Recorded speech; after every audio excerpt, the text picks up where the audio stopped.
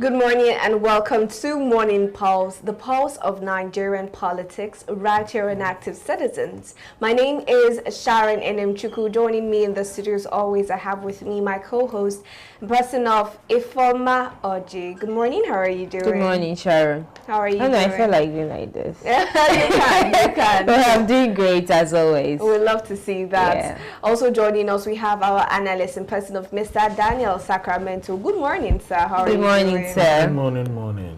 How are you doing, sir? I'm managing Nigeria. Yeah, Nigeria is managing us too. Now we're going straight. We've got two major stories for us today, each significant in its own way. But first, we're starting with the Federal Ministry of Education that has announced that the long-standing policy of using indigenous mother tongue as the medium of instruction in our schools has been scrapped. And going forward, English will be the sole language of instruction from primary through tertiary levels. Now, second, we have the Independent Corrupt Practices and Other Related Offences Commission, ICPC, has secured convictions in a job scam involving two staff of the National Assembly who defrauded job seekers of 4.8 million naira by promising employment at agencies like the Central Bank of Nigeria, CBN, and the Federal Inland Revenue Service, FIRS.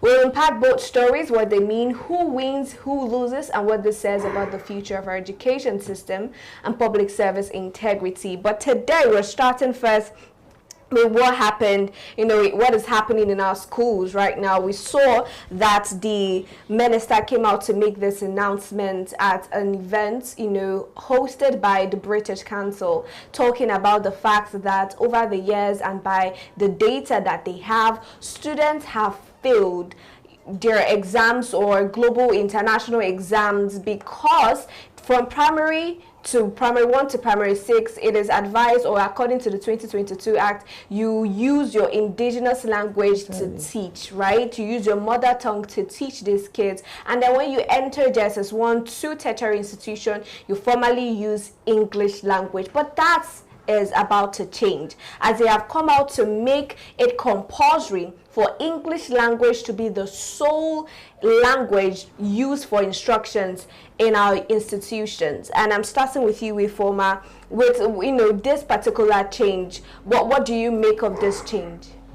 Well, for me, I think this sudden development is kind of rushed and misguided, because according to what you mentioned earlier, in 2022 they made it mandatory for people to use their indigenous languages to teach students in school. And more like, for me, I feel like it was more like retaining the cultural heritage of institutions and the Nigeria at large, and seeing it being reversed. For me, I think it was actually misguided, because you're saying that the reason why this was reversed is because of the fact that students are underperforming in JAB, NECO, and WAEC.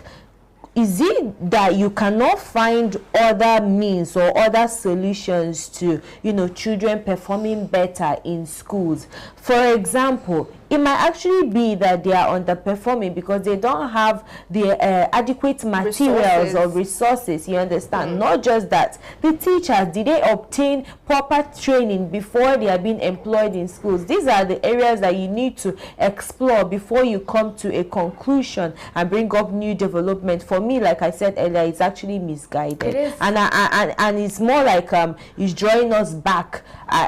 More like this is an advancement. I feel like technology is advancing. In as much as technology is advancing, we still need to maintain our cultural heritage, which is part of our language. But Ifoma, this situation, this issue about culture in Nigeria and the westernization over here in Nigeria has been an issue, even with accents, right? We know that we have over 600 languages, 29 that has been scrapped, but we have different languages, and with those languages we have different accents for them, which is supposed to be encouraged, seeing that other nations as well have their accents, their languages, and all of that. But with this change now, Mr. Daniel Sacramento, is it that the federal government is more concerned about their the students' international performance, performing well with international exams, or have they, like what Ifoma said, just deviated from what the exact issue is for students' mass failure in exams? Okay,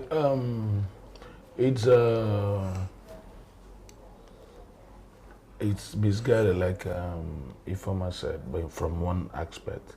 Then from the aspect of the government, basically, speaking good English, it's one of the general language that people could use all over the globe.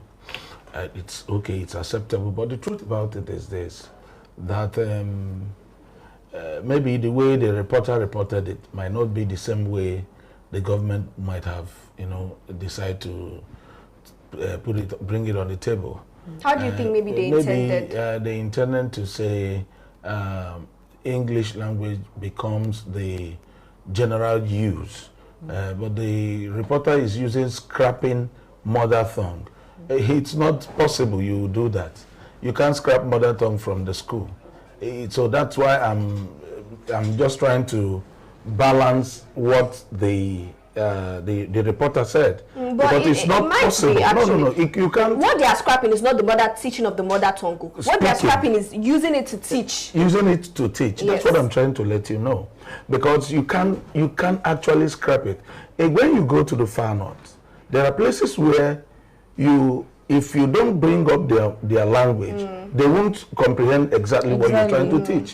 So there are places also in the south, it's in the rural, that you can't be speaking English to them. Yes. Because definitely you'll be making fool of yourself. So you have to be combining the both languages so that you'll be able to get the actual result and the knowledge to impact them rightfully. So it's not that's why I'm saying that scrapping might not be the language. Do you understand? But normally English has always been what we use in school generally. But now you can't stop mother tongue. It's not done.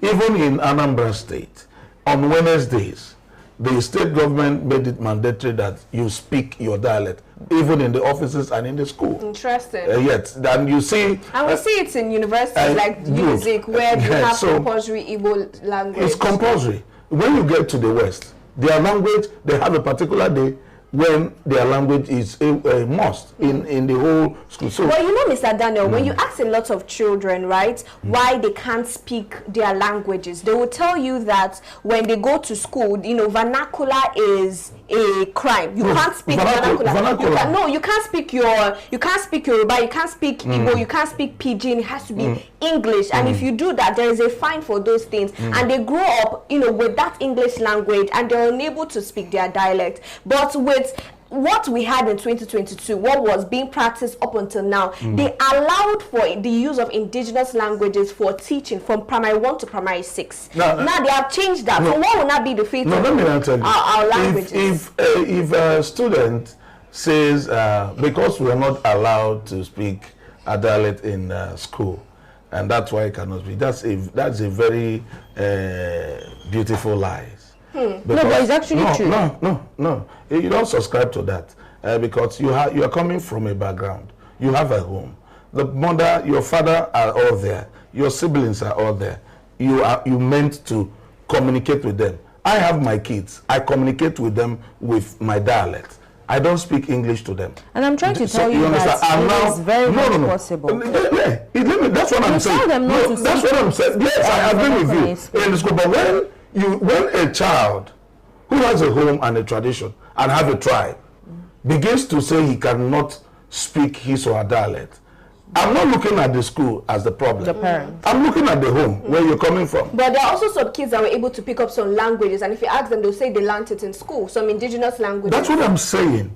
What level of impact with that the percentage the school impacts in you more than your home? I don't know if you understand. If you are growing it is your home. No. Your home is the bedrock of your language. That is the truth. I have a friend who lives in the United States. In fact, she had all her kids in the United States. She's in Nigeria. She's a Nigerian. The kids are all Nigerian, but she doesn't speak English language to them. She doesn't. I think in fact, if you are entering her home, she will tell you, please don't speak, except you are not an Igbo person.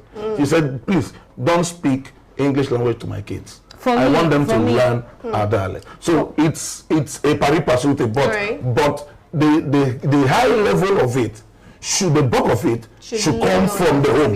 Yes, it's the home. I think it's the same thing that I'm actually saying. I think there should be a balance. Everybody have a role to play here. Exactly.